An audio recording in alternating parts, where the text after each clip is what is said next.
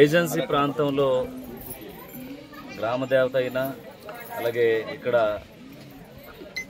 ఏ దేవత అయినా సరే గుబ్బల మంగమ్మ గుడికి సంబంధించి ఏజెన్సీ ప్రాంతంలో ఒక పెద్ద దేవతగా ఈరోజు అందరూ కూడా ఇరు రాష్ట్రాల నుంచి కూడా అనేక మంది భక్తులు ఈ జాతరకి ఈ గుబ్బల మంగమ్మ గుడి దగ్గరికి తరలి వస్తుంటారు. దీనికి సంబంధించి 12వ తారీఖు నుంచి 16వ తారీఖు వరకు గద్దెరాజులో గుబ్బల మంగమ్మ జాతరని ఘనంగా ఈ గ్రామస్తులందరూ నిర్వహిస్తుంటారు. అనేక సమస్యలతో ఈ దేవత దగ్గరికి వస్తే తప్పకుండా ఆ సమస్యలన్నీ కూడా నెరవేరుతుంటాయి. మన రాష్ట్రమే కాదు ఇతర రాష్ట్రాల నుంచి కూడా అనేక వేల మంది ఈ గుబ్బల మంగమ్మ గుడి దగ్గరికి వచ్చి దర్శించుకుంటుంటారు.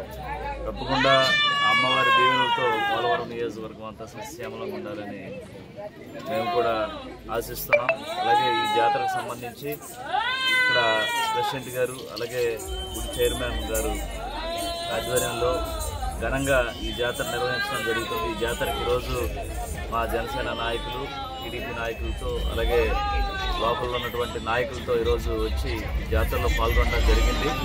తప్పకుండా ప్రతి సంవత్సరం కూడా ఈ జాతరని మరింత ఎక్కువగా జరిపే విధంగా మేము కూడా ప్రభుత్వం తరఫున చర్యలు తీసుకుంటాం. అలాగే ప్రతి ఒక్క భక్తుడికి ఎలాంటి అసౌకర్యం కల్పించుకోకుండా ఇక్కడ ఈ ప్రాంతంలో అనేక సౌకర్యాలు ప్రభుత్వం ద్వారా మేము కల్పించడానికి సిద్ధంగా. అలాగే ఈ ప్రాంతంలో ఎక్కువ లైట్లు కరెంట్ సౌకర్యం లేదు. హైదరాబాద్ నుంచి చైతన్య సుధాకర్ గారు ఆయన సేవా దృక్పథంతో రోజు అక్కడ గుడి దగ్గర పరిసర ప్రాంతాల్లో సోలార్ లైట్లను ఏర్పాటు చేయడం, తన సొంత నిధులతో ఏర్పాటు చేయడం జరిగింది. ఆయనకి మా పోలవరం నియోజకవర్గం తరఫున ప్రత్యేక ధన్యవాదాలు తెలియజేస్తున్నాం.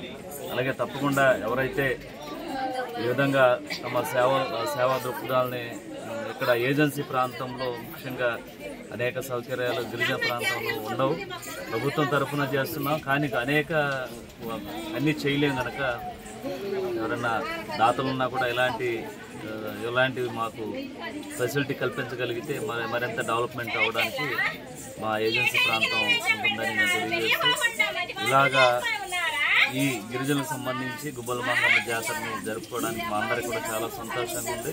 తప్పకుండా ప్రతి సంవత్సరం ఇంకా ఘనంగా జరుపుకోవాలని కోరుకుంటూ సెలవు తీసుకుంటాం.